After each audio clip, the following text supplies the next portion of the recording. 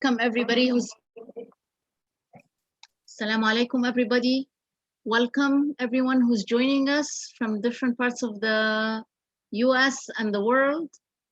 This is our 7th Labbayk seminar. Tomorrow is our conclusion, our last one, so that we can leave the 9th day of the Hijjah, those blessed first days of the Hijjah. We are deliberately leaving it so people could focus on their dua and their worship.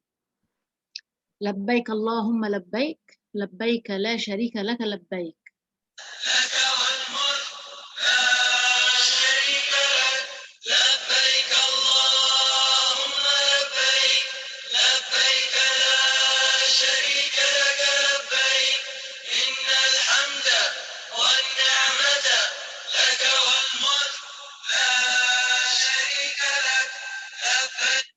To remind you, we are exploring how to answer the call to God.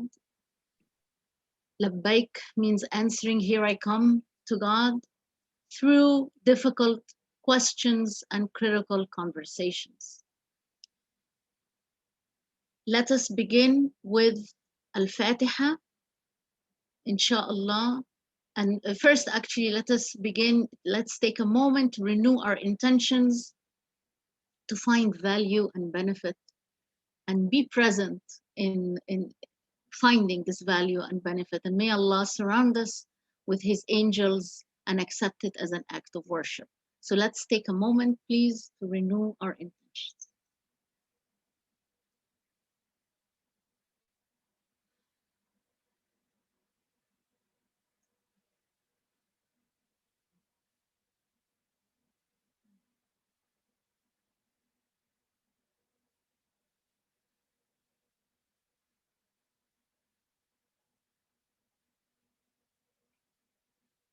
Ameen.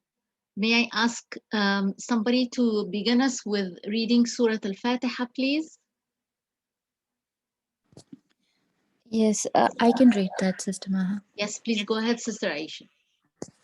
Alhamdulillahi Rabbil Alameen, Ar-Rahman Ar-Rahim, Maliki Yawmiddin, Iyaka na'budu wa Iyaka nasta'in, Ihdina Siratal Mustaqima, Siratal Lazina An'amta alayhim, Ghayril Maghdubi alayhim waladdallin. Ameen.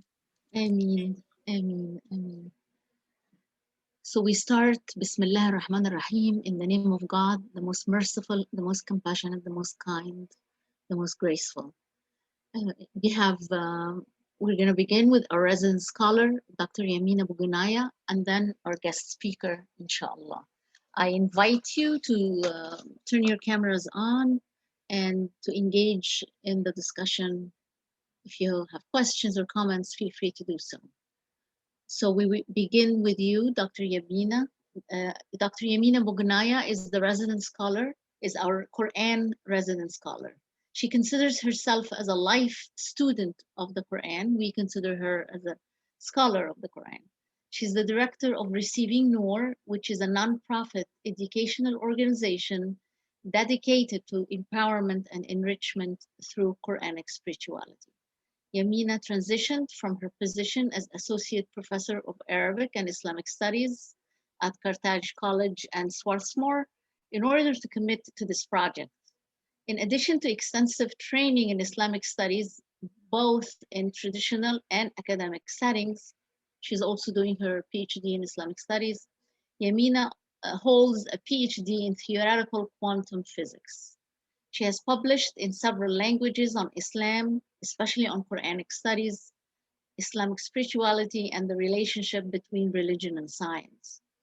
As part of her current position, she has been offering online Quranic classes as well as Quran workshops and spiritual retreats. She wrote 2 books.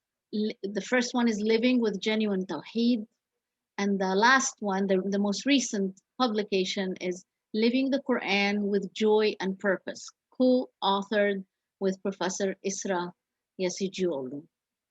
Welcome, Professor. Welcome, Dr. Yamina Bugunaya. Thank you, Maha. أعوذ بالله السميع العليم من الشيطان الرجيم. بسم الله الرحمن الرحيم، والصلاة والسلام على سيدنا محمد وعلى آله وصحبه أجمعين. السلام عليكم ورحمة الله تعالى وبركاته. May Allah's peace and blessings and mercy be upon all of us, inshallah. So I was, sorry, excuse me. Sorry.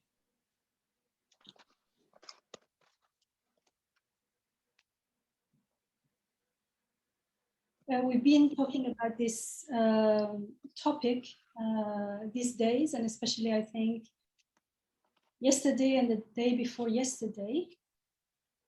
And we were talking about ghafla and why do we stay there if living in Tawheed is much less burdenous and more freeing. So we start with what we call ordinary circumstances, what feels as ordinary circumstances usually, pre-Quranic awareness, let's say. We feel usually relatively safe, in comfort, what makes us feel safe and comfortable is that we have a sense of being in control of our lives. Because we think we know what to do, how to react, we have a routine. However, this framework of security is very fragile because it is based on a false feeling that the world around us, with everything in it, all beings and all objects, including ourselves, is permanent. This is something we've been talking about. And this unfounded perception, this really misguided perception of the world is prone to crumble when we experience existential crisis and when our routines are disrupted forcibly. And this is the case, for instance, when we are brought face to face with the reality of death, someone very close to us, or maybe just walking on the street and you witness something like that. And so there is a sense of loss. This possibility of death, when we are in that mind, that framework of mind, is shocking. And it feels almost, we can't make sense of it because it calls into question. It's not like we don't know that death is part of our reality, but emotionally, it calls into question our taken for granted perception of life and of existence in general. And this reality is scary. The reality of death that reminds us that we actually have no control over even our breathing, let alone over all the details of our life. And this, the reality of life also reminds us that everything, including ourselves, is temporary, is impermanent or passing. Nothing is enduring. Life is not ours. It's not intrinsic to us. It's not sourced within us. And at such moments, our suppressed inner questions, existential questions, let's call them, surge back and they demand for answers. Questions such as, who am I? We don't have to articulate them in words, we feel them. They are being asked through our being. Who am I? Where did that come from? What am I doing here? Where am I going from here? How is life meaningful in the face of inevitable death? All those questions come flooding when that false assumption of permanence is momentarily, at least, lifted through witnessing of death, for instance, or terminal illness or something like that. So these questions are existential. I'm calling them existential. Maha may have been calling them critical, but I call them existential in the sense that they are not abstract mental questions, intellectual questions. It's something we live and experience. We experience these questions, even if we don't always articulate them clearly in words. They are not questions asked out of mere curiosity. We need to answer them in order to reach out existential security, a secure understanding of reality and of ourselves. Without answering those questions, we cannot have a true meaning of life. And if or when we have no satisfying answers to these existential questions, when we avoid them and run away from them, the threat of meaninglessness becomes a source of vague, pervasive fears and anxieties that are always looming there down, deep down in our hearts, whatever is going on. And this is because our answers to existential questions constitute our framework of reality, without which we cannot explain even the slightest daily, let's say, query, anything, even the simplest of acts cannot be explained if we don't truly have true answers to these questions. That's why, in order to function in the world, when we are in a state of ghafla, when we are not seeking answers because we're busy running away from the questions,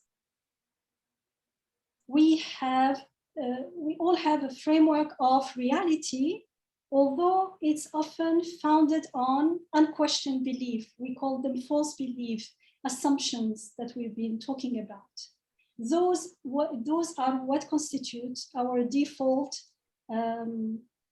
sense of reality when we don't have a true sense of reality. So we base our perception of ourselves and the world on those false assumptions that we do not question, and we do not quite want to question, because deep down we're afraid that they will fall apart, that they are false and untrue. And these false assumptions are made, or they just fall apart in the face of situations, crisis situations. And this state of affairs is known as ghafla. That's what we call ghafla. Living in this state is living in ghafla mindlessly. And so ghafla hinders us from obtaining true and satisfying answers to our existential question. But of course, it's our choice. At the end of the day, that's the mystery of free will. No one forces us to do anything, but we find ourselves there. By default, we run away and we hold on those falsities. When we're in ghafla, we're like thrown in a vicious circle, in a vicious, let's call it cycle rather, and we constantly need to distract ourselves from the reality of death, for instance, the reality of transience, the reality that we are not in control. Why? We need to distract ourselves in order to divert our attention from the feelings of anxiety that come together with the lack of satisfactory answers to our existential questions. I'll come back here because it also answers Maha's question yesterday. So whenever things go wrong, it means they don't go the way we planned it to go. we are forced to confront the fictive character of our little bubble, of our world, illusory world, and I call it a bubble because it's an illusion. And our sense of security is shaken. Whenever we are faced with something goes wrong, we call it crisis, we are shaken because what is shaken is really our false beliefs can't stand the reality of crisis. In this position of ghafla, we are identifying with the ego, they go together, hand in hand, and we are constantly on the brink of crisis, of inner crisis, in a state of perpetual underlying anxiety. And we tend to perceive situations that reminds us of our transience as a threat that alienates us from our own illusory perception of reality as enduring. So that's why they seem like a threat. There is a sociologist, an American sociologist, who said, we become strangers in a world where we thought we were at home. We experience anxiety in becoming aware that we cannot trust our answers to the questions, who am I? Where do I belong? So the predicament of ghafla, of mindfulness, become strangers. We become strangers in a world where we thought we were at home. Of course, we are at home because we are in our little bubble. We experience anxiety in becoming aware that we cannot trust our answers to the questions, who am I? Where do I belong? So back to the predicament of ghafla. It is not without a way out. It is not an impasse. There is a way out. When we come into contact with death or a serious illness, for instance, a crisis, let's call it, the veil of ghafla is temporarily ripped up. The veil is lifted up from our eyes or insight or basira, and we are caused to go into an involuntary awakening. We are awakened to the reality of transience, for instance. And this interruption, through the interruption of a crisis of our habitual ghafla, provides us with the possibility to pause and seek true, lasting, permanent answers to our existential questions. And this interruption, the interruption through crisis, interruption of our ghafla way of being, is an opportunity for the heart and the soul to leave the unquestioned false beliefs and assumptions that go hand in hand with living under the spell of the ego and living in ghafla. So this is an opportunity to let go, or at least to question the assumptions that we take for granted and to realize that they are false. This interruption through crisis is a sort of invitation to look for true answers that satisfies us beyond the confines of the domineering ego, because we are in the ego when we are in ghafla.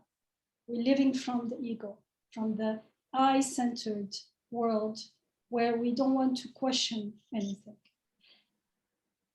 And in such crisis situations, we are confronted with the reality that nothing, not even our existence, is under our control. So now we are faced with two momentous choices, as we are told in the Quran, وَهَدَيْنَاهُ النَّجْدَيْنِ in Surah Al-Balad, Surah 90, Ayah 8, Ayah 10. We are told, and we pointed human being to two clear ways. Before that, we are told, have we not given him, human being, two eyes and a tongue and a pair of lips. ألم نجعل له عينين ولسانا وشفتين وهديناه النجدين. And have we not pointed out to him the two clear ways? So the clear ways here, the way of falsehood and the way of truth. The way of reality truth is the way of reality, and the way of falsehood is an illusion. So at this point, when we are faced with crisis and our false beliefs are put into questions, now we are put face to face with this choice, actually two choices. We may wake up to the reality of our vulnerability, of our powerlessness, of our not being in control of anything, and choose to accept it and seek to discover its meaning and its implications. And it will take us to the sustainer, because as we've been repeating, yes, I am powerless. I have no power, nothing I can't do anything. Yet, lo and behold, things are done unto me. My needs are being taken care of for me. I am not in control, but lo and behold, things are in control. So who is in control? Who is sustaining my life? Or if we don't make peace with the reality of our vulnerability, our being sustained here and now, we can fall into the deepest state of heedlessness, because we are now desperately attempting to escape the anxieties and the painful existential crises that surge at moments of crisis. So we make the ghafla even thicker. And because now we're feeling the anxiety even more, so we run away faster. And we put our head into the sand so we don't, we think we're not facing reality, but reality doesn't change just because we're ignoring it. And as a result, we remain unaware that we are being given existence here and now. Right here and now, our existence is being sustained. And as a consequence, we experience life as continuously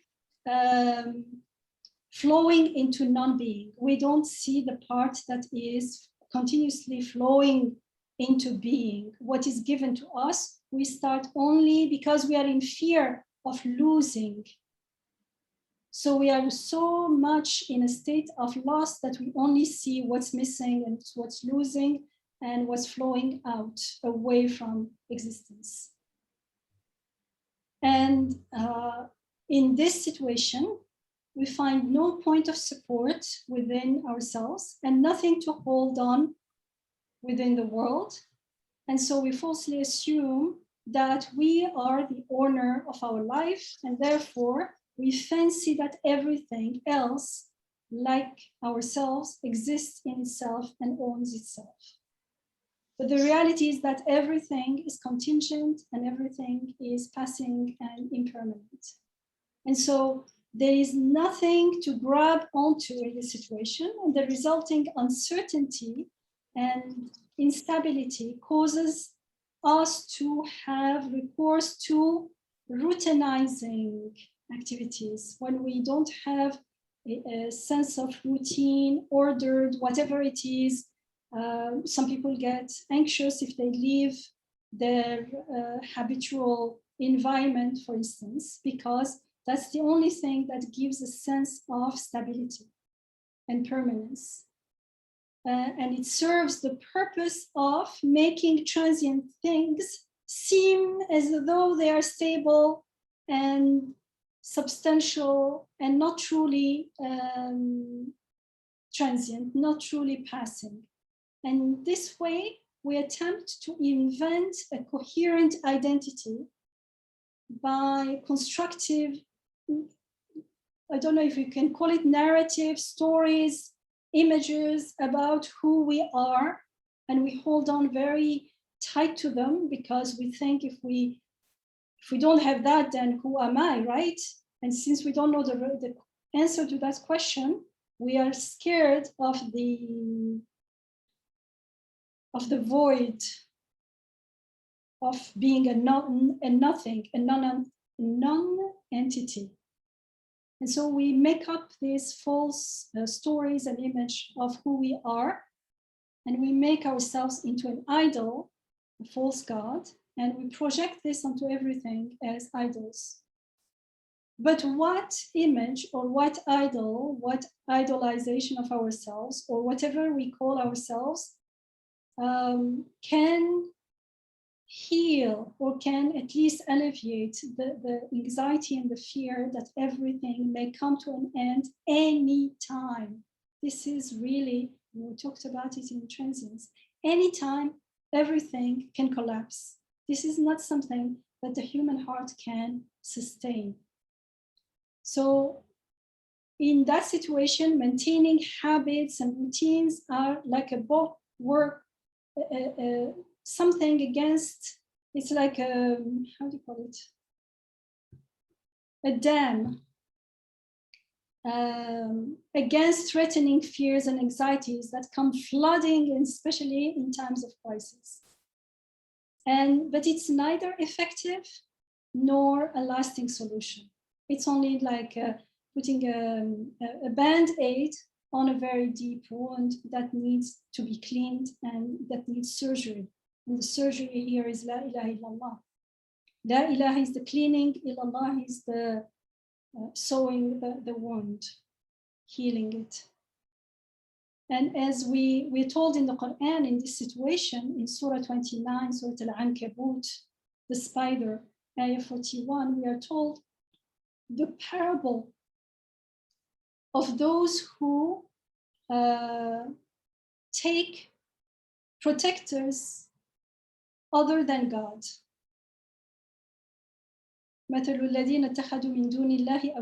Those who take other than God protectors that they seek help from, is that, so they are making things into idols and they are seeking help from those idols.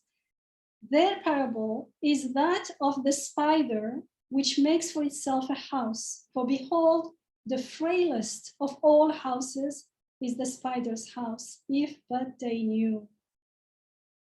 So that this sense of security, this sense of permanence and stability that we want to build when we are in a state of ghafla is like Bayt al-Ankabut, the spider's house.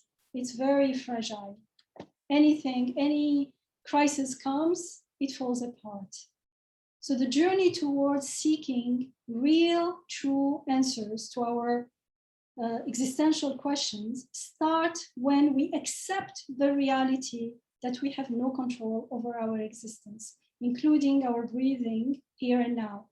And we embrace the moments of crisis as possibility for breakthroughs. And when we accept our powerlessness, we consent to welcome the existential questions instead of running away from them. And this act of acceptance is the primary, the pre-surrender. That's how surrender starts. And this surrender paves the way for receiving the answers. Actually, the questions are there, I said yesterday, to prepare us in order to receive the answers. And this way we become aware that we exist through the creativity of another. And that then we start to define our existence in relation to that other who we discover is our sustainer, our maker, and the source of all existence, and especially our existence in the beginning. And in the same way, through our contingency, we realize the necessary existence of this sustainer, our sustainer. So this is the first step in the course of, or in the process of experiencing and living the answers.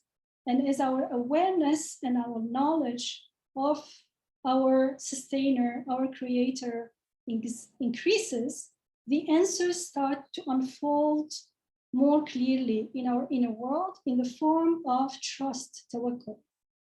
And the trust born of relying on our sustainers' power and compassion, to which all beings testify, to which we will also have to testify, rather than on our own fictitious power.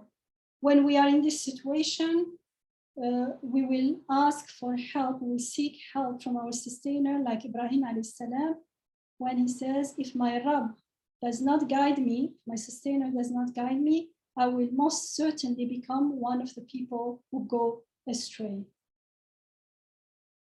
So I hope, Maha, you found, yesterday I said that when we are in a state of ghafla and we see everything from a shirki perspective, we have not experienced tawheed, so we don't realize how miserable and how painful the situation is. Apart from that, fitratan, we are created with a sense of, when we are not in connection with our sustainer, we will always feel at loss. We will feel lost and life is meaningless. So we are created in a way that we are urged to, through pain, through anxiety, through fear, through purposelessness and meaninglessness that the human fitra cannot bear, we are guided, urged to look for meaning and purpose and the source of everything, and to look for questions to those answers that are answers to those questions that are being asked through us. And one thing that came to my mind, so it's already built in us that we have a sense that we are already in misery. So we don't know what it is, but we know that there is something. We know that something is missing. And there is something that I noticed in our retreats, for instance. So whatever the situation, let's say if someone has never experienced a happy life, and you say, okay, on a scale of 0 to 10, how unhappy is your life? Can you rate it? And they will say 3 or 4. And that begs the question, how did you know? If you never experienced happiness, how do you know it's that 3? It means you have a sense of 10. This is how it should be. Imagination. Not only imagination, we have a sense. The sense exists so we can imagine it. So even though we have not experienced it, we have been taught all the names. So the sense exists. We have been created with the sense of all the beautiful names. And it's the same here. We have a sense of purpose and a sense of meaning. We don't know what the meaning is, but we know that I do not like meaninglessness, for instance. So I'm seeking meaning, even though I don't know it yet. But when I find it, I say, yes, this is it. This is the meaning that I was missing. That's why when we compare, when we start questioning our false assumptions about life and our false beliefs, when we are ready to do that, and we are brought with the guidance of the Quran, when we experience that, we say, yes, we can confirm it. We didn't know it before, but it's so reasonable. It makes sense. It soothes our heart. Our soul recognizes the beautiful names of God. It recognizes the truth. It recognizes meaning. It recognizes true lasting purpose. That's how we are created. I'll just stop here, inshallah. Thank you, Dr. Yamina. Again, welcome everybody who joined us late. Welcome old friends, new friends, always friends. Please feel free to unmute yourselves and to direct your questions or comments to Dr. Yamina. The discussion about the predicament of ghafla and the existential questions that we might be running away from in order to cover up or to band-aid the sense of anxiety about meaning and purpose. Sarah, Dr. Sarah Al-Alim, can you read us through the chat or your comments?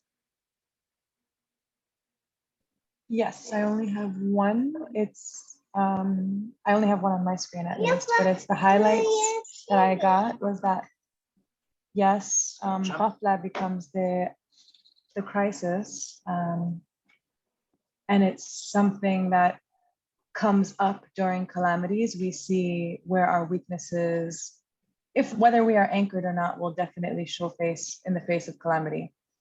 So then La ilaha illallah, Dr. Yamina says the surgery. La ilaha is the cleaning, and illallah is the sewing the wound. Thank you, Sarah. So what did Dr. Yamina's presentation bring up for everybody? What did it bring up for you, Sarah, and other friends who've joined us? Do we find ourselves doing this, running away from important questions and creating a fragile sense of stability? Actually, I do have a question, Yamina, about the routines and habits. Then what role do they play in a more mindful, more better connected and more aware existence with God?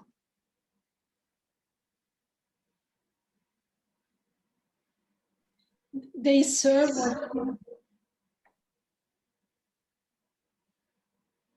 the purpose of what we intend them to be. Instead of the opposite? Instead of the opposite. Instead of the opposite, it would be something that will make, like rituals, like the salat, something that will remind us of order, of... So can you speak more about it's a tool. The difference between how people fall into inventing a coherent identity based on and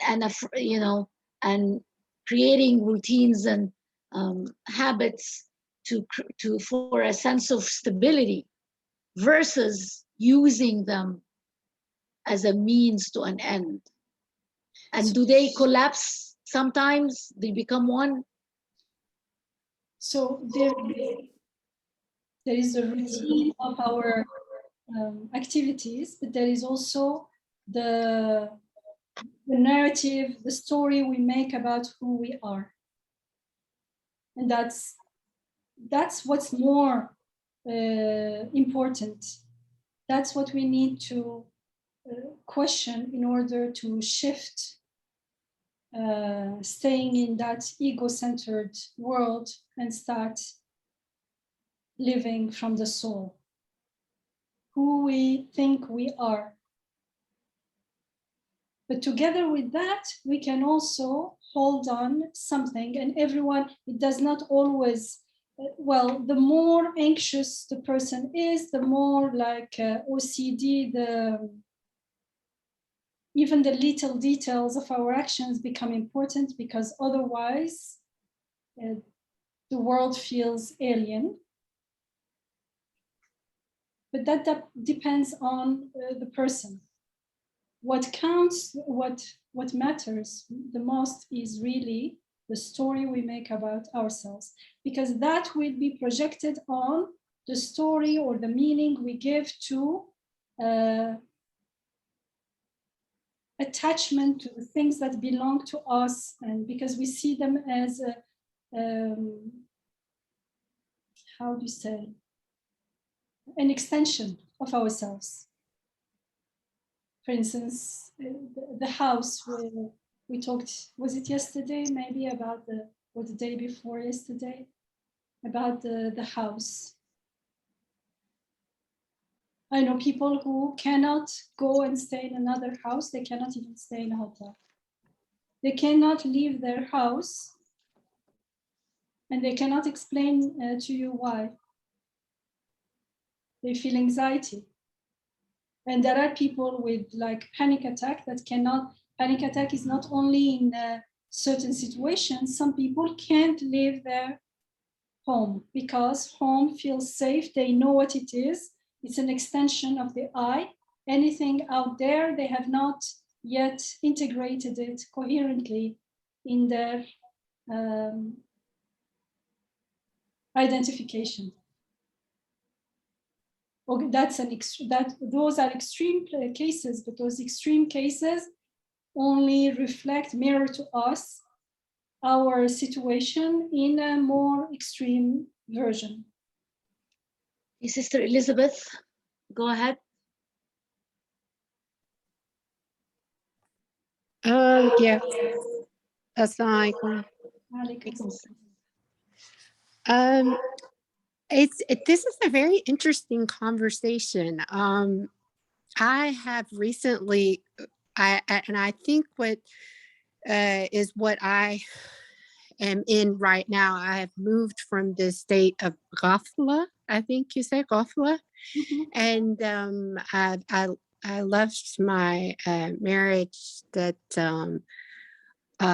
was emotionally abusive relationship, and where I was, there's many factors that I was facing at the time, but during that period of time, even though, like, you know, I had been a Muslim convert before the marriage. I had been about 4 years, but in this 24-year marriage, I had a person who was telling me who I was. And so I thought by this person, I was like, okay, I wanted someone, it's like I thought I wanted someone who's not so religious, so maybe it won't be, you know, they won't have as many expectations. But subhanAllah, in my heart, even though maybe I was not as religious or I didn't think I wanted to be as religious, but subhanAllah, inside of me, there was this journey going on, even though this other person was telling me who I was and was not. Even as the mother of his children and his wife, he made sure I only saw what he wanted me to see of myself. So I was not able to really grow religiously in my deen.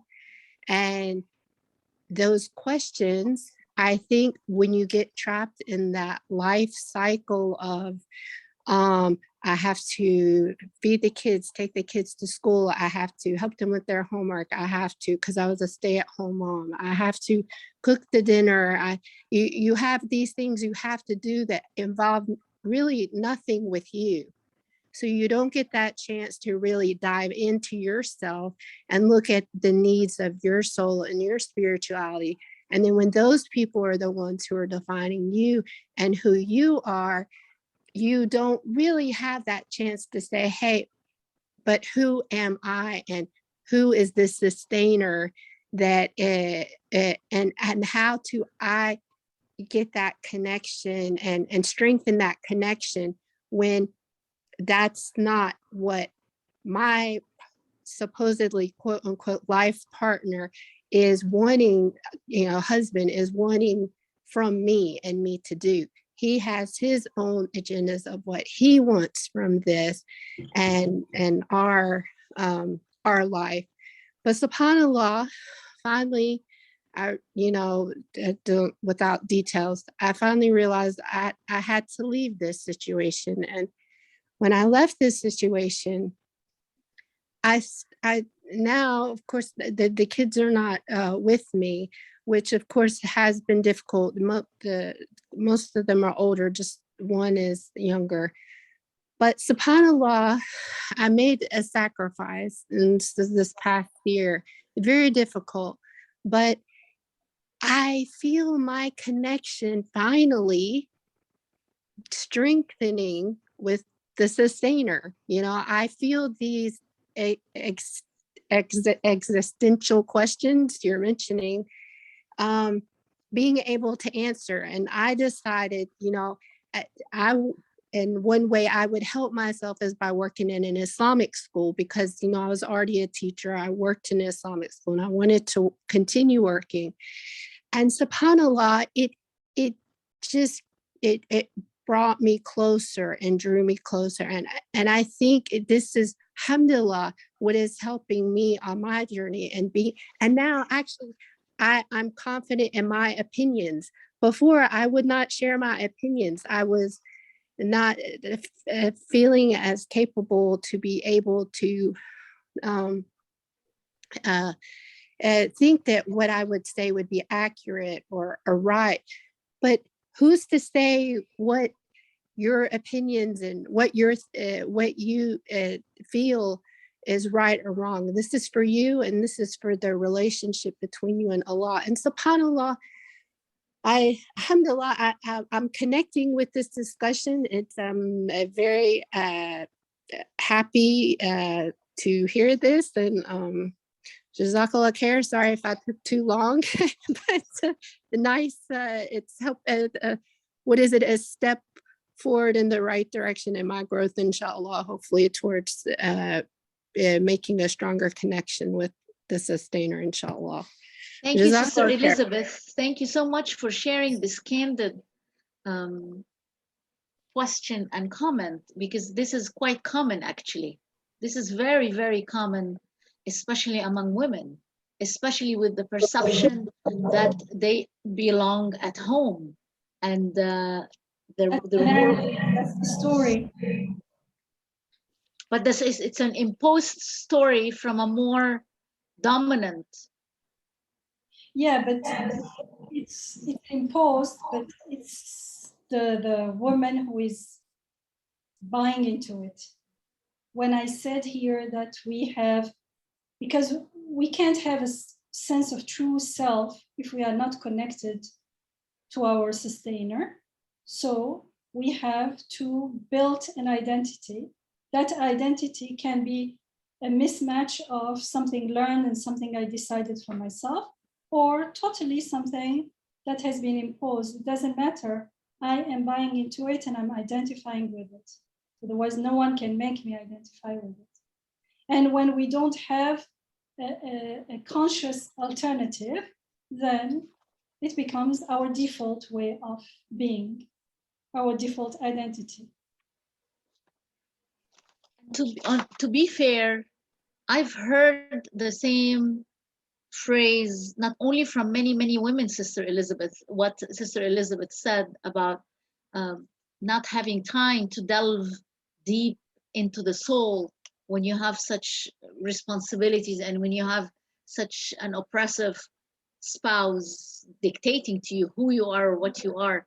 But I actually, to be on the fair side, I've heard this from men as well. It's not exclusive to women, who also feel that they are obliged all the time to provide, to work, to do that. So, this is something that we question in our retreats, and we don't have the time to do the work here.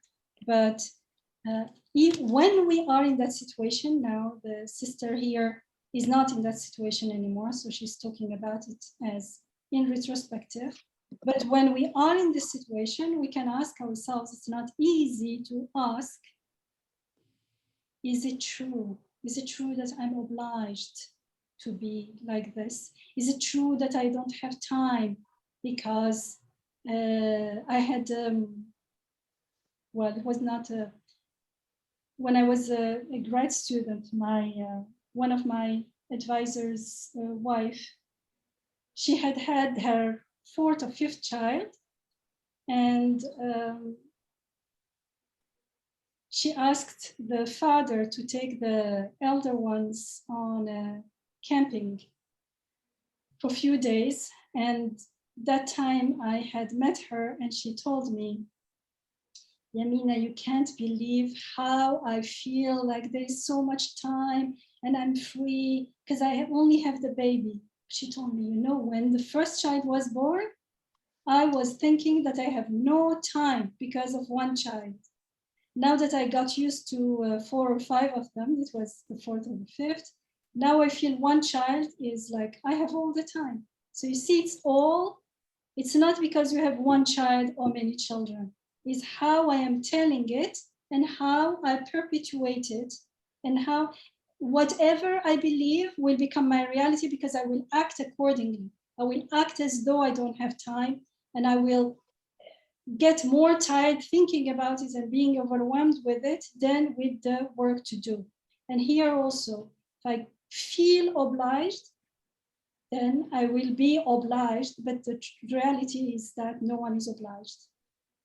This is excuse me, if can here's the thing, when you're in a situation, it's not about obligation. This is not what I'm referring to. What I'm referring to is when you're in a situation that hafla, so maybe I don't fully understand the meaning. I wasn't there for the full definition of this, that what you gave for that particular word. But I was in a situation. Unawareness, mindlessness, not being aware who we truly are, what we are doing, just living like that, taking things for granted without questioning. There's a, behind every human soul, and there is a story, a long story. It cannot be revealed in like 3 minutes, you know. But subhanAllah, yes, there was not an awareness, because when you become so involved in the life that you are living, and you have so many responsibilities, but then you have someone who, because you are so involved in these responsibilities, and then you're not surrounded by those who are constantly pushing you up and recognizing you for the things that you do and the benefit that you give to your children, the community, and society. When you have someone pushing you down and not pulling you up to show and to help show what your strengths are, and to self-actualize who you are as an individual, and in relation to the sustainer, relation to your fellow Muslim community, then of course it becomes very difficult to be able to try to develop that connection, because it's not just about a time issue. It's about those who are within your time and how they are treating you, and what the messages that they are sending to you that do not encourage you to want to, when you have that time, whatever segment of time and however you utilize that time, will they not provide you that opportunity to say, hey, let me try to delve into these other questions, because I know I am a good person, I am worthy, and I know there's something more that I want from this life, but you can't ask those questions because you're being told not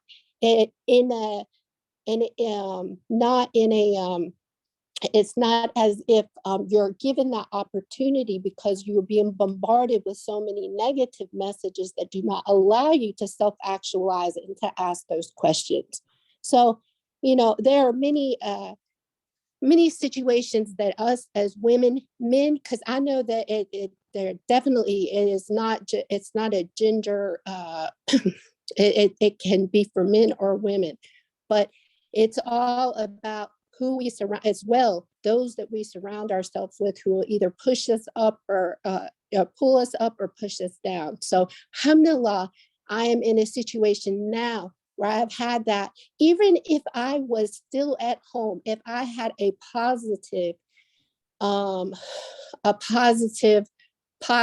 or positive surrounding, then I could say that when I had those moments of freedom, I would be able to try to engage, and I could listen to you with the mind that I have now. I would be able to listen to you and to be able to ask myself those questions that I could not ask myself. I was unable to ask myself those questions, but now that I can, and I'm so happy that you're having the discussion. It is wonderful, but emotional abuse is real, and it can affect the way that you interact with your creator and a sustainer. And so alhamdulillah, now I am able to ask myself those questions, and I can identify with this discussion that you are talking about, Jazakallah khair, and I hope maybe some of what I said can, help other people get their voice, because it's taken a while for me to finally start to speak. Thank you. Actually, what we shared, I'll use that to highlight what we're talking today, which is crisis is an opportunity as well. The negative condition, because when there is a negative condition, don't we feel stress? Don't we feel the pain? Don't we feel the burden? Don't we feel, and together with that, we feel the desire for breathing, the desire for freedom, the desire for something better. That desire for something better is the opportunity, is also a teaching, is something pulling us, encouraging us to look for an alternative. So this is what we've been saying all these days, that when we are in ghafla, it's ego-centered. When we are in that ego-centered, it feels like we are a victim. It feels like I don't have the time, I don't have anyone encouraging, and all those things are correct. But together with that, because I have no one encouraging me, I have the desire for encouragement.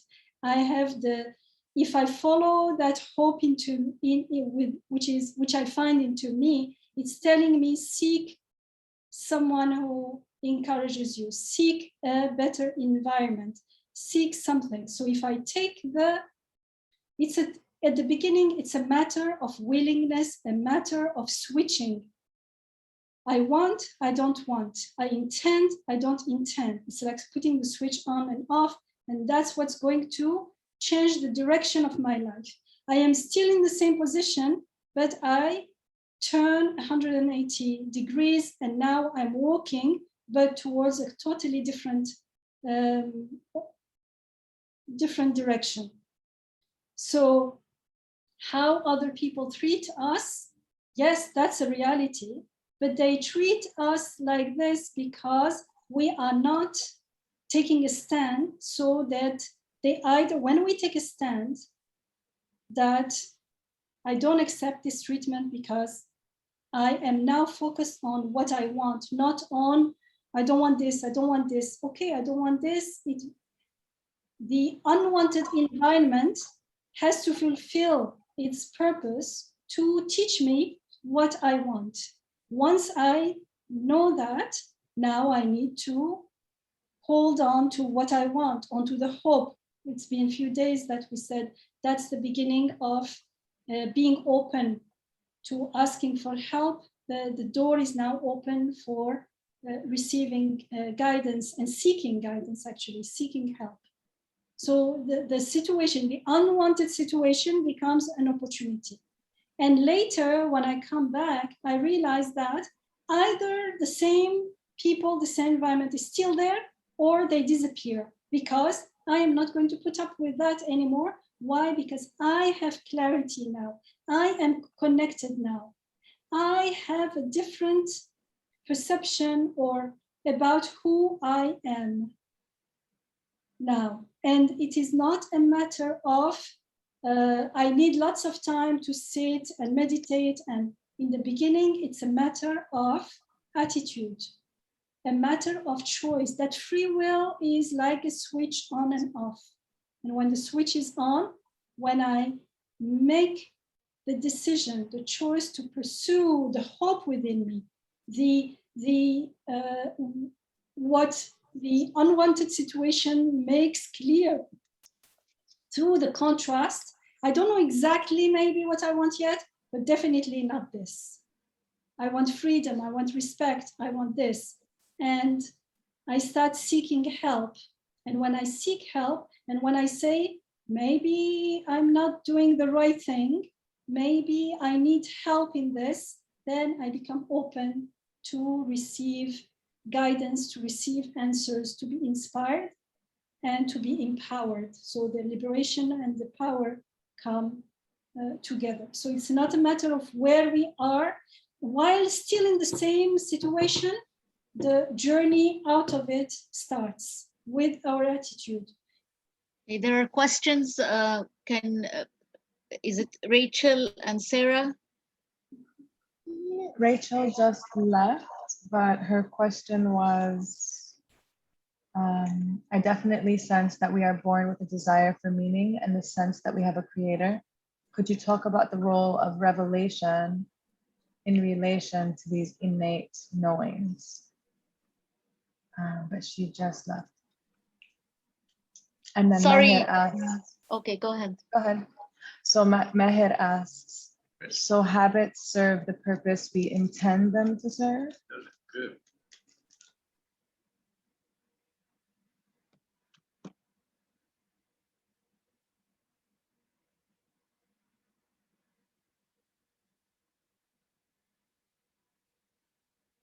Sorry, I couldn't hear the last, what Sarah said.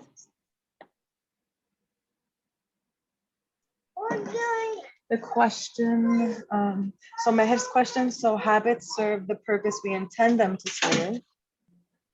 That was the last one. The habits, but it's not necessarily the same habit, or the same habit. Let's say I eat at a certain time because it's healthier.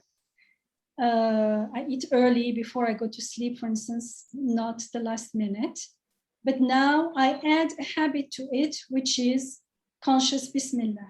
Or maybe some habit will be changed when I start living more consciously, because now I have to establish habits. Habits are always useful to ground and anchor a reality, a framework of reality. So most probably there will be many habits that will need to be either changed or revised. Because, for instance, we will be still eating and drinking, but we will be eating and drinking in another way. So I'll have to add a conscious Bismillah, a conscious Alhamdulillah, so that habit, I won't drink in the same way. My habitual way of drinking will change. And some habits that could be destructive or could be something that was sustaining my ghafla, for instance, I don't know, watching too much TV or whatever, will automatically, I will feel the need to change those habits and replace them by a habit that will sustain my new framework of reality, my new understanding of reality. Okay. If you have more questions or comments, please go ahead before we move on to our guest presenter, our guest speaker.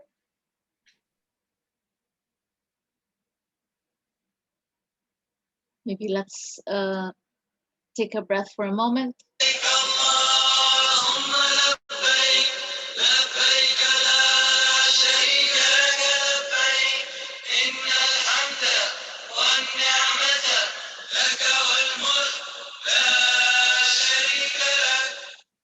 Shahrani family, Sister Neba, go ahead.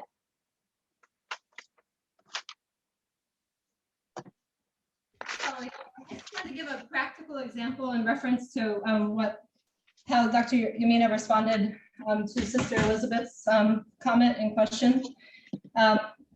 Because we've all been sharing personal examples of great hardship and how it woke us up to realizing that something was drastically off in our lives and that we needed to search for the deeper, we needed answers to the deeper questions of who we are and why we're here. And I just wanted to give one example of how that worked out. So one time I was having a big difficulty with a family member that I felt was always criticizing me, and absolutely it was affecting my mental health and my choices and my happiness in life. And I asked Dr. Yamina, this person is always criticizing me. And I want to know, what does this ultimately have to do with, my relationship with God and, you know, how I'm supposed to respond to this as a Muslim. And her answer to me was life-changing. She said, I guarantee you, if you're hearing this criticism on the outside, there's far more criticism going on internally.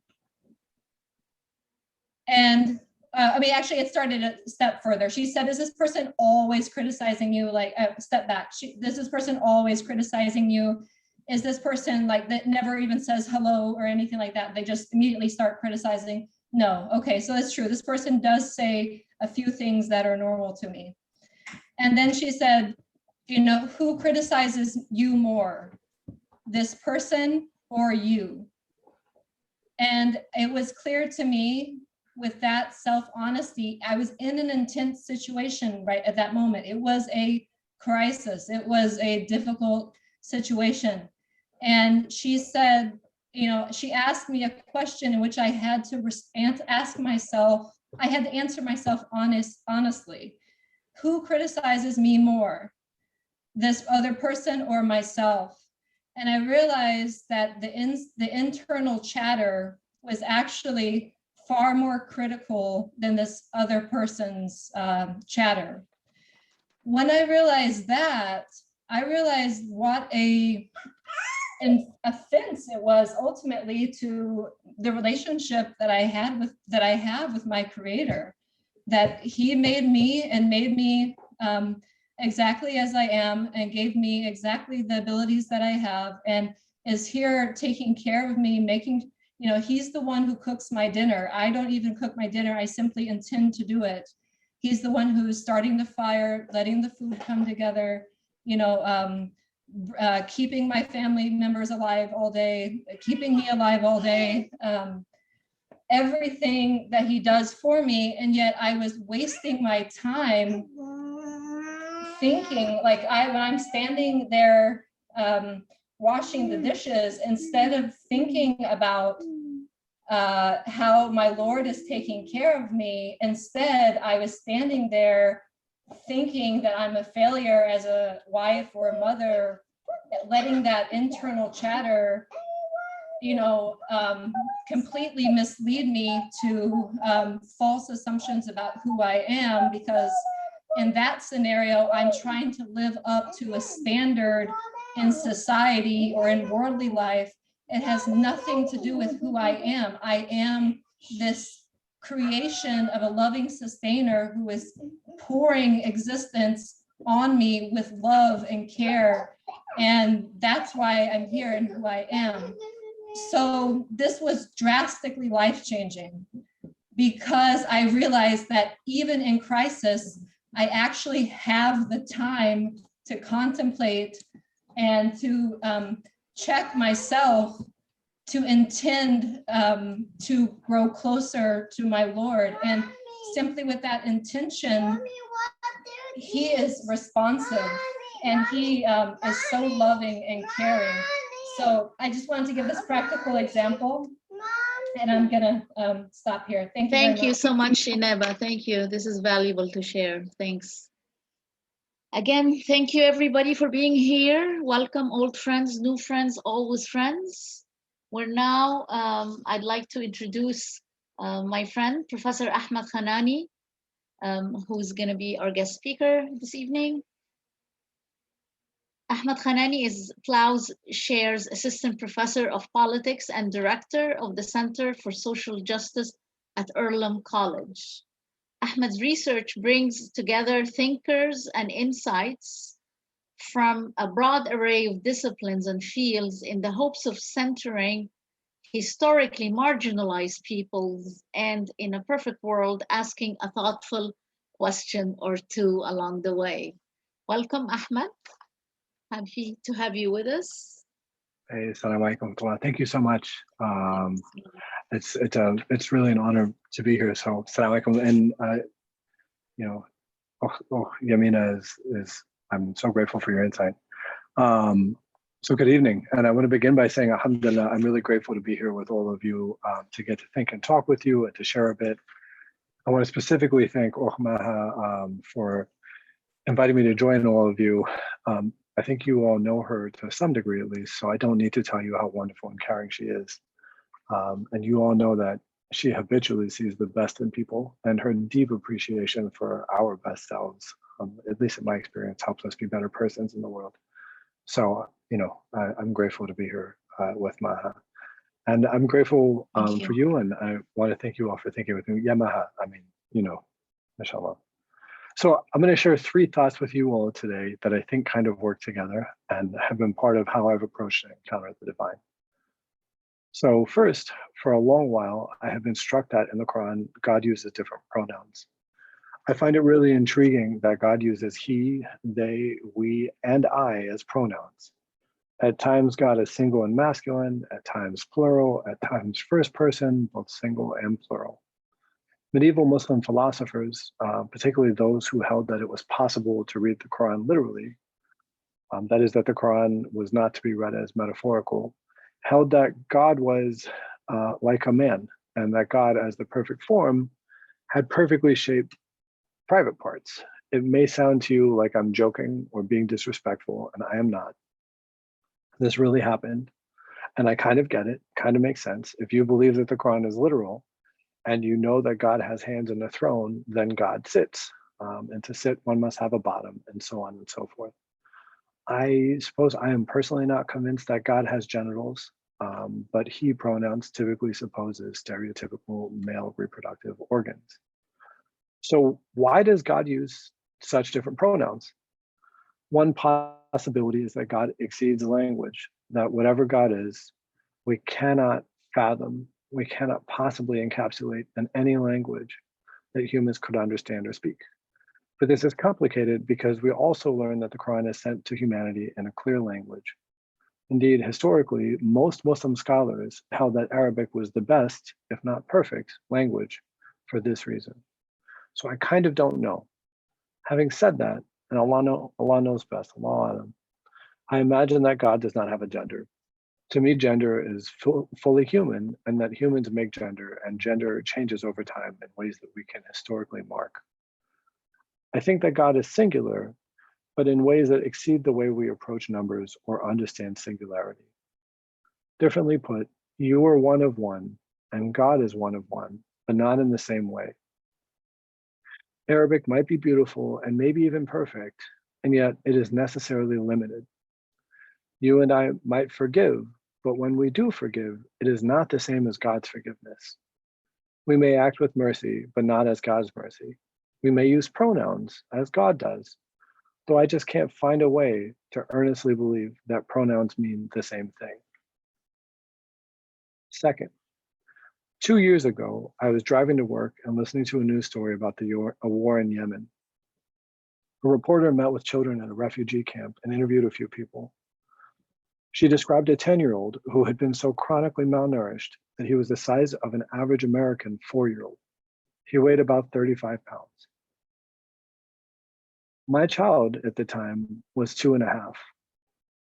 My 2-year-old weighed as much as a 10-year-old child in Yemen. I cried a lot in that car ride. I couldn't eat food without thinking about a 10-year-old for weeks.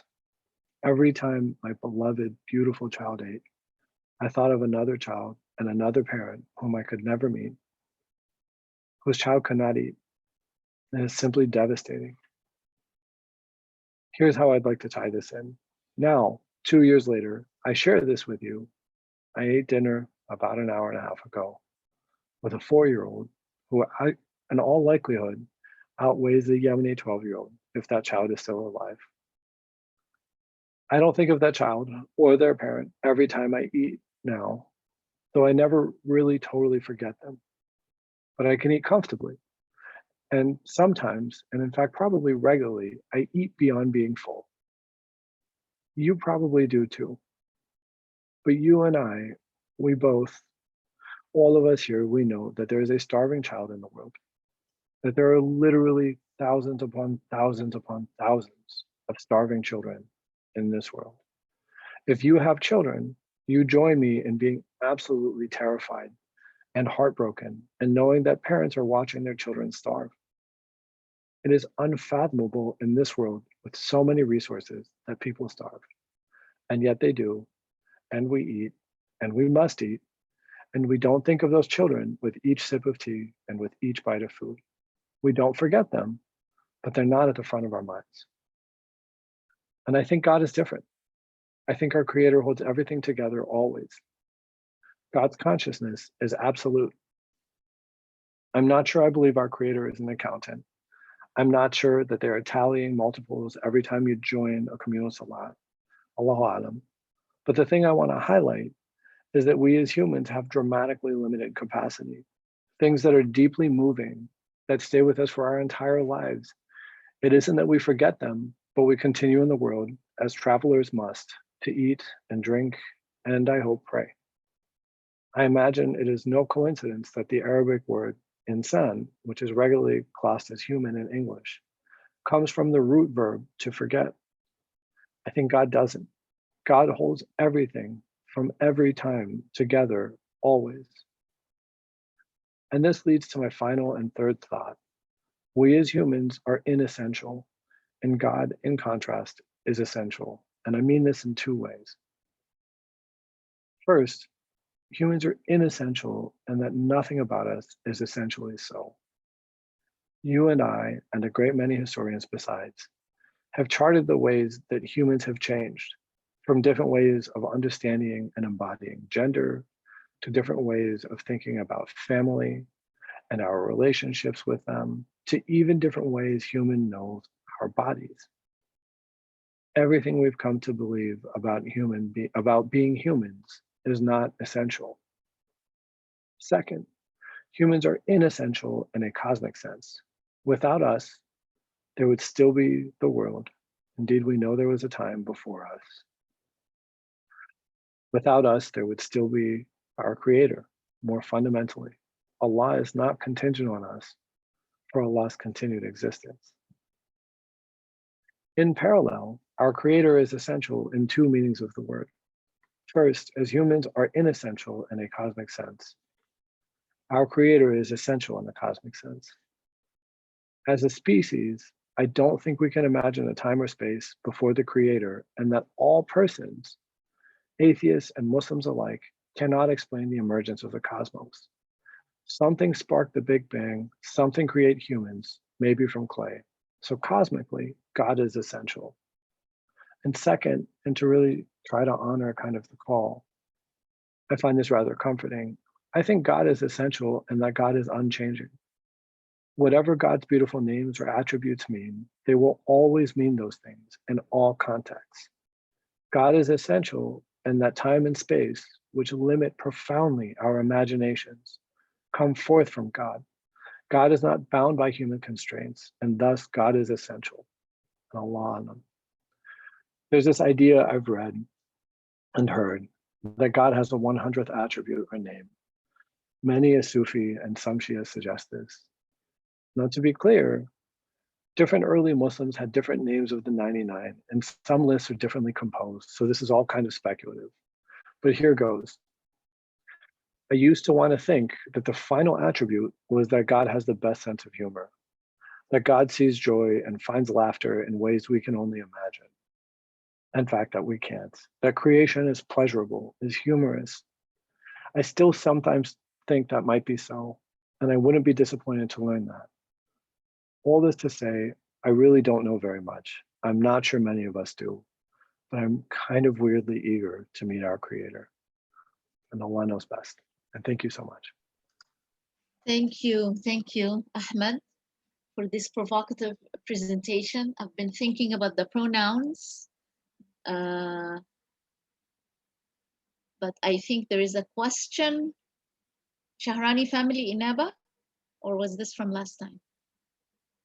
Go ahead, everybody. Feel free to unmute yourselves and to turn your cameras on and to engage Professor Ahmed Khanani with the 3 points and questions Ahmed. you present. No, just Ahmed.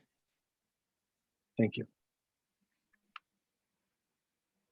So at the beginning, Ahmed, I was wondering with the pronouns, what this might mean for someone.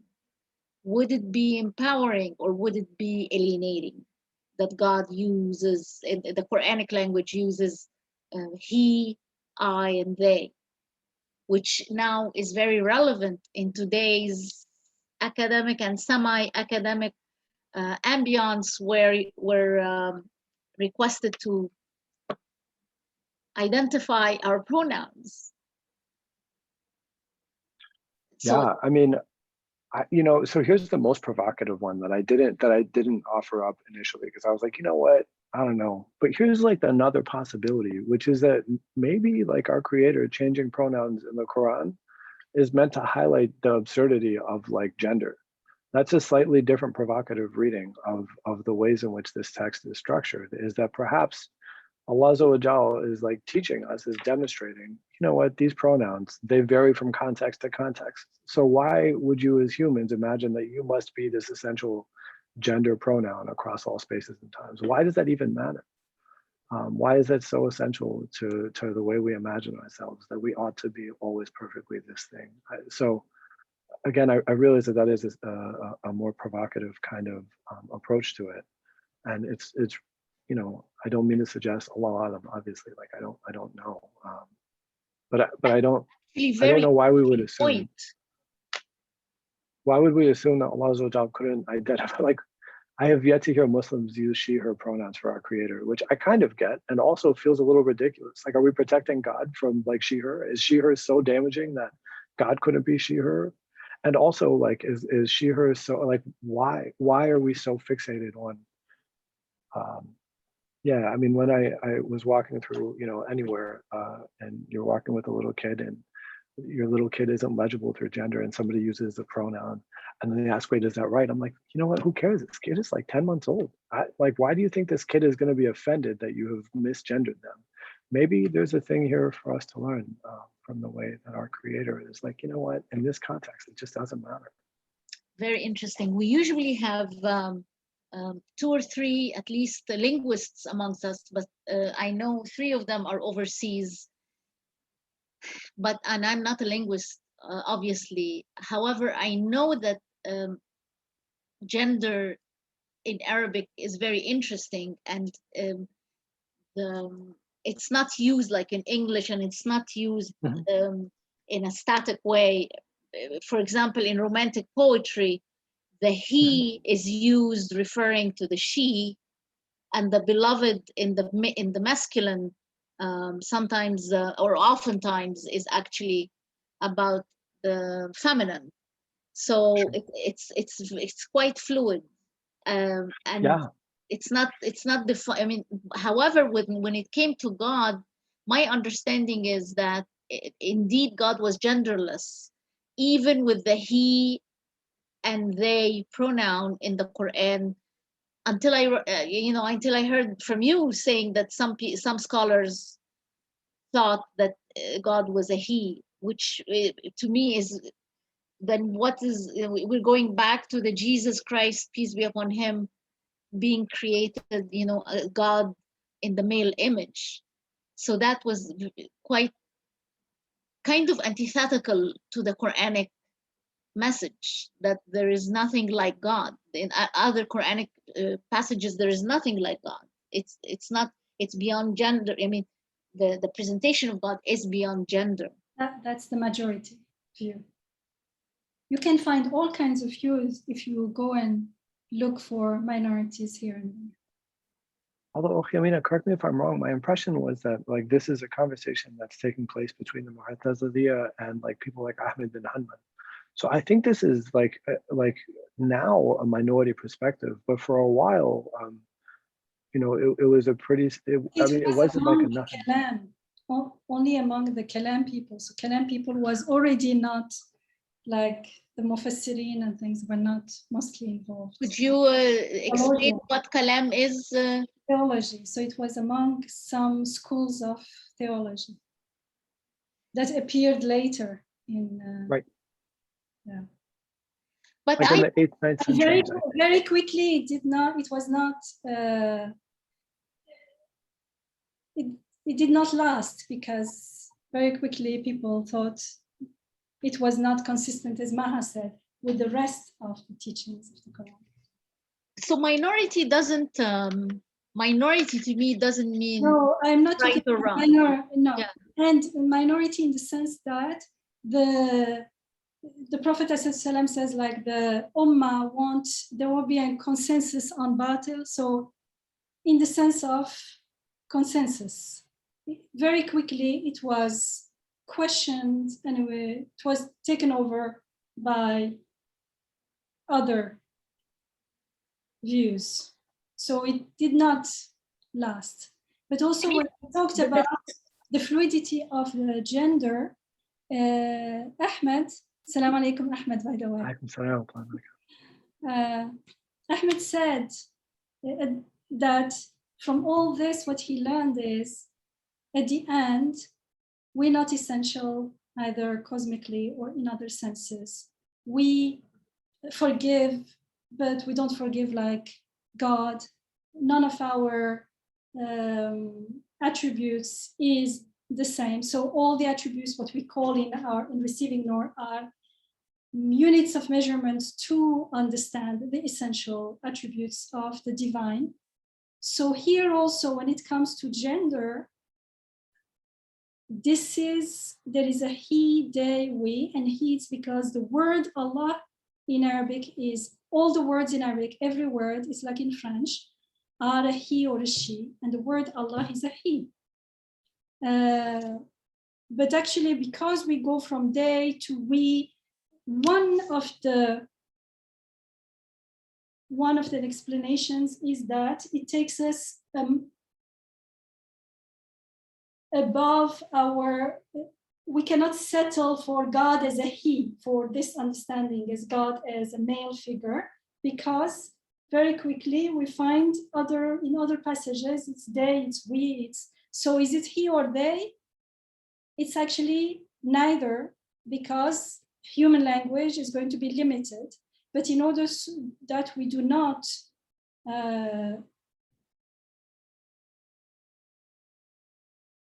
imagine that language is not only a tool, an indication, and especially in the Quran, it's an ayah, just like a signpost pointing to something beyond. So it keeps changing so that we don't settle into one meaning. But I could not understand why Maha took that and wanted to apply it to human beings, because the whole point I understood from Ahmed's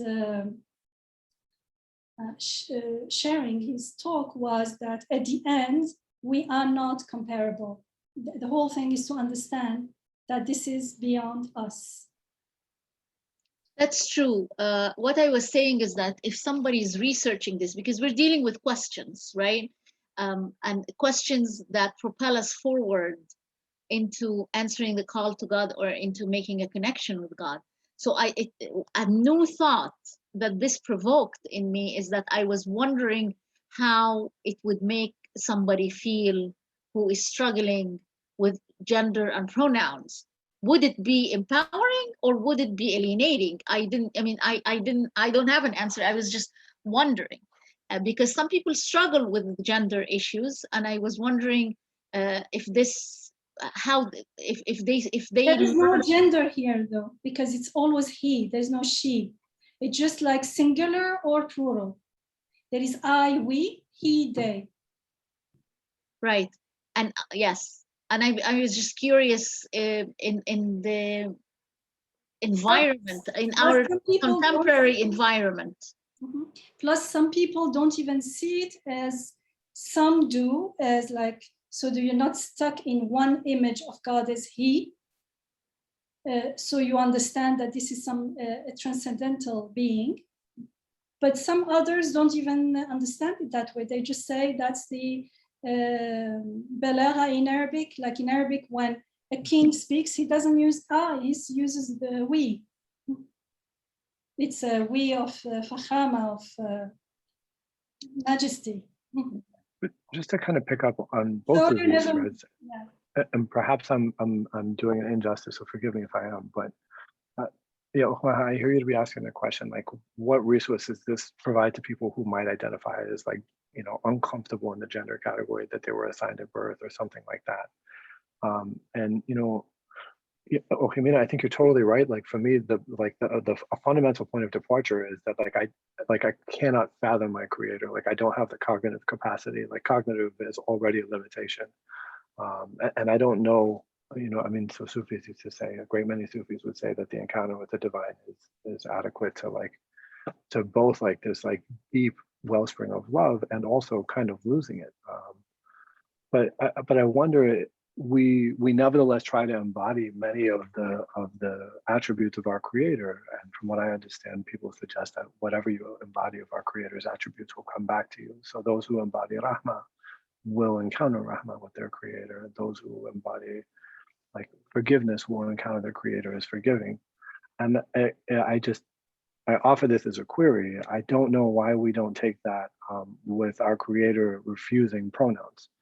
Right? Why do we read this as a limitation of language when we don't otherwise read the creator as being limited by language? Yeah, I agree with you. And I think we talked with Maha as this, when we identify with the soul. We've been talking about this all these 10 days. When we identify with the soul, we are beyond he and she, because the he and the she, the masculine and the feminine, we are taught, are created from one single soul. So we are beyond the gender.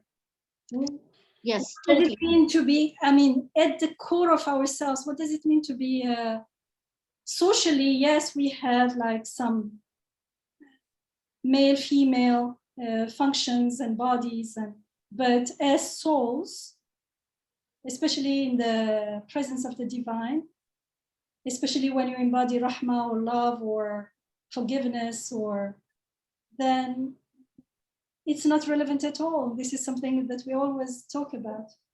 Yeah, I agree. So I don't still see it as coming to the like contemporary.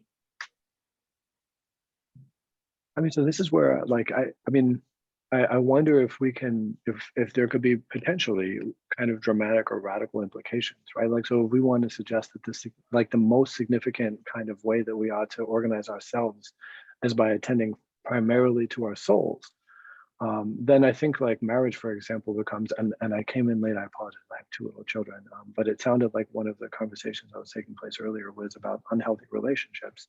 But then marriage like loses the kind of power imbalance that like patriarchy has afforded it, and we start thinking instead of partnerships as equals.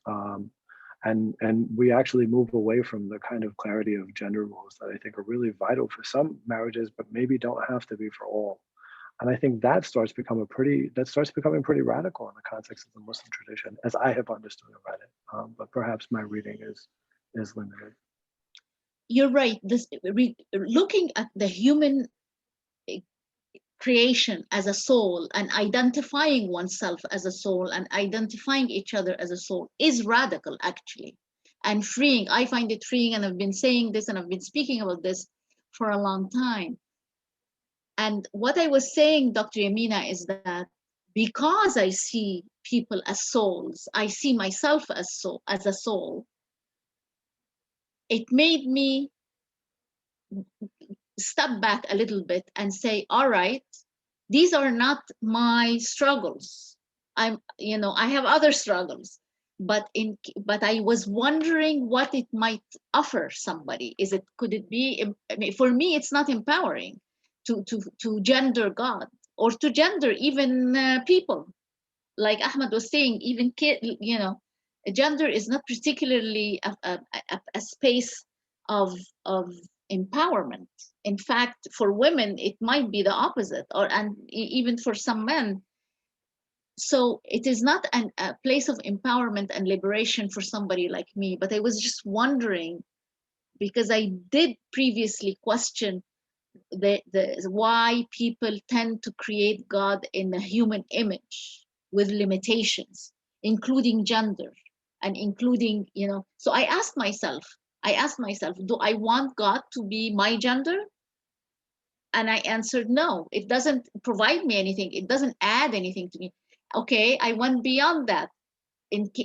Just to put myself in the same shoes of people who from I'm forgetting the word, where they make God in human image. Do I want God to be short like me? I'm a short person. Do I want God to look? No, it doesn't. It does not provide comfort or certainty or meaning if I were to imagine God in those terms, in any terms, whether gender or human terms. Yes, that's the word, absolutely. But sorry, Sister Samina, you had a question. You came in. Please go ahead. No, I didn't have a question. I was just, I think, I was just saying when you first started asking that question about God in an image, I remember asking this question in my Sunday school. I mean, as God is a pronoun. So I remember in my Sunday school, I was saying to one of the teachers, and I said, why isn't it she? Why do we always say he? And the teacher said, so because Arabic is not our language, and the teacher or the teachers, so he said to me, he said, well, Arabic is a very hard language, okay? So I guess this is him like just kind of dismissing our question. And he said, Arabic is a very hard language, and when they translate it, they just translate it as a he. It actually is nothing, so if you understand Arabic, he said, when you grow up, you'll understand Arabic, and you'll understand that everywhere in the Quran where it says he or they or I, it's not actually he or they or I, it's just God. So I was like, okay, whatever. Right, so, I mean, in a way, right? Like some languages in Turkish, there is no he, no she. That's it. okay, yeah. So I guess that's what he The third person is always neutral. So it's a language construct. It's something that comes from language. And Maha said it would not empower me. It would be like, I thought it would be not only disappointing, I would not be interested in such God, because Yes. God is like us. So how can I put my hope in such God? Especially in light of the story, the touching story that Ahmed shared about the Yemeni boy who he first reacted to crying, not being able to eat, and then moved on. And even though Ahmed didn't forget the starving boy who was malnourished and underweight, but after a while, it wasn't at the forefront of his. And even if it's at the forefront, we can't reach out. We may not, even if we could reach out, how many could we reach out? We are so limited. Yes, but imagine this anxiety if we project this anxiety about God, that God cannot hold, hashallah, astaghfirullah, if he's limited like me and forget and I can't do, then my God. Yeah, it would be, it would be man, actually. But not only that, then who is sustaining my breathing now? That can't be that God. That God, I'll get there only when it's taqleed, when I never got to know God through his creation. When I go from the creation to the creator, the maker, as the sustainer, the Rabb, who's sustaining here and everything here now, then those questions are already do not exist in that way.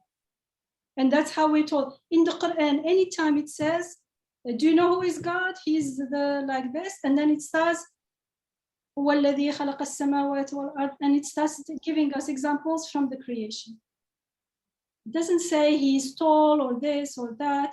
And plus, yes, there is a gender because Arabic language has a gender. In Turkish, you don't. But it's always consistently the same gender. It's only plural and singular.